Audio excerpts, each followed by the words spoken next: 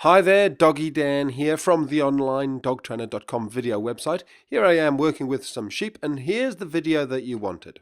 This is Toby. He's a 4.5-month-old, nearly 5-month-old Shar Pei cross Staffy, and here he is after he's met Moses and my other dogs. And what I wanted to show you was the introduction and basically just talk you through how they met and sort of what's going on as they get to know each other. So here they are coming through the door, meeting for the very first time. And I've made the decision that this kind of calm 4.5-month pup is going to be able to handle my 3 dogs just walking onto his property. And yeah, look, it's quite rare for a dog to, to get too upset and too worried about things. As you can see, Toby there is absolutely thrilled that he's got 3 visitors. So what we immediately say is he's a confident boy, he's a social boy, he loves other dogs, he's wagging his tail, he's just absolutely loving it. He's no doubt going to get a couple of tellings off, just a little growl from my dogs if he gets too excited, too in their face. You can see my dog, Inca there, the medium size out of the 3 dogs, had her heckles up, and that's normal. That's her excited. She's saying, oh, this is fun. Doesn't mean aggression. Look at the tails. That's the thing to be looking for. All 3 tails are fairly relaxed. Moses is having a pee, so his tail's gone up. If anything, Toby's is the most excited and waggy. Toby's is wagging, understandably. He's the youngest puppy. He's the most excited that he's got friends come around. And this is him zipping back and forward, inviting Moses to play. There's the nose to nose, get to know each other. That's where the 2 weapons, the 2 jaws, the 2 mouths with all the teeth in, when they go face to face, that's when you know if there's going to be kind of trouble, or at least the other dogs do, I think, to a degree. Because if you're going to get a snap, you'll get it then, when the weapon, the teeth, the mouth, is right next to your face. And so they know when they go nose to nose and then nothing happens, that everything is safe. Once you've got to that stage, it's pretty safe usually. There's the little snap. That's just Inca saying, get out of my face. She says, I want to have a sniff and get to know you. And when I say you can come and get to know me, then I'll let you get to know me. But there she goes. She's putting her head over, growling, saying, I'm in charge round here. I'm the miserable grandma. But that's her job. Her job is to sort of go in to a degree, put him in his place, tell him he's not in charge, that she's in charge. That's what dogs do, and that's how he's going to be happiest. He's going to be at the bottom of the pack out of these 4 dogs, and he's going to love it. So Moses and Toby down the bottom of the garden, they're having fun playing. What I've done is I've taken Moses' collar off because Toby was grabbing it, and it's quite a tricky thing to put a stop to, that collar grabbing.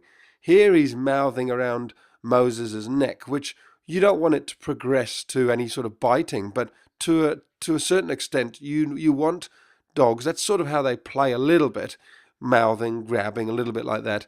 And you want him to understand that a little bit is fine with certain dogs, but he needs to learn that if he bites too hard, he's going to hurt the other dog and they're going to tell him off. So this is all sort of puppy socialization. Now, I'm not saying you want your dog to run up and mouth any old dog, but I'd suggest that Toby knows that this boy is sort of his playmate, and Toby will just instinctively know as he grows up, and he's told off by some dogs for doing it, and other dogs are more than happy for him to do that when they sort of become his absolute mate. So this is how Moses plays, and my dogs play a lot of the time.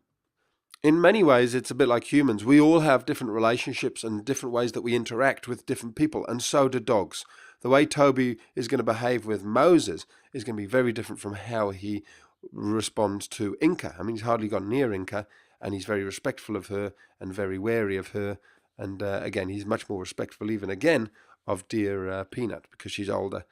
But he says, no, this is my playmate. He knows that Moses is still a young pup himself. And so he's saying, look, we play rough and tumbles. I'll grab you around the collar, around the neck. And to a certain extent, like I say, that's acceptable. But if it gets out of control, then to stop a collar grab, I would take the dog, move them away, and just keep repeating something like the words, no collars. That's the word I used, no collars, no collars. I'd move my dog away, and if I had to, I'd put them inside or stop the play. I wouldn't let them do it. Here we are a little bit later, and like I say, this is how dogs play. It's all about mouths and teeth. It's not so much about hands and feet. Like humans, we're always using our hands, but dogs, it's about their mouths. So this is not aggression. This is all about play. This is all about puppies learning, socializing, and learning how to pull their gums back so they don't get injured. I'll let you listen to it.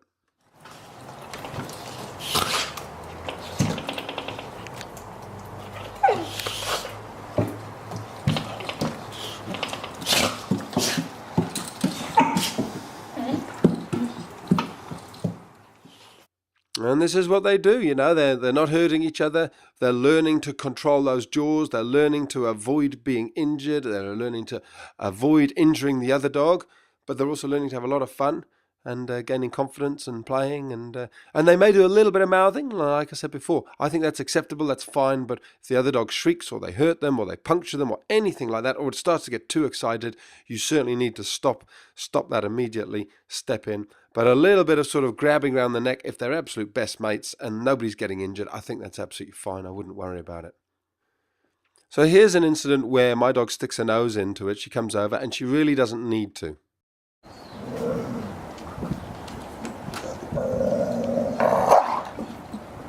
That's unnecessary, you see. Personally, I think Inga was a little bit bored, so she came over and stuck her nose in where it really wasn't needed. Toby and Moses were having a lot of fun, and like a big sister, she sort of came over and just upset the game, upset the balance. She can keep right out of it. We don't need that sort of stuff, but they're back into it. And again, Toby wasn't bothered that much by it. It's often those growls that Inga does. They're very guttural, they're very growly, but it's just there's never any bite or anything. There's never any connection with her teeth.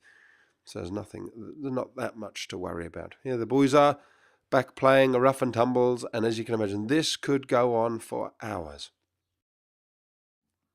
Watching these two young pups playing just reminds me of just how much dogs love to play with other dogs. If they're sociable boys like these two are, nothing can replace the sort of fun that they can have. So if you do have a neighbor with a dog, or you've got a friend who could drop their dog off sometimes, and just socializing your dog like this is just invaluable. And if you're somebody who's got the ability financially, time-wise, space-wise to have a second dog, then absolutely, when you get it right and you put those 5 golden rules that are all inside the video website in place, and you become the pack leader so that your dogs don't think they're in charge and everything goes pear-shaped, then absolutely, having 2 dogs can almost be easier because they can tire each other out, and they can have an absolute wonderful life, because you certainly cannot play with your dog like another dog can, as they're demonstrating here. So, but you've got to be the pack leader. If you're not the pack leader and you get a second dog, then, oh my goodness me, you can really run into trouble.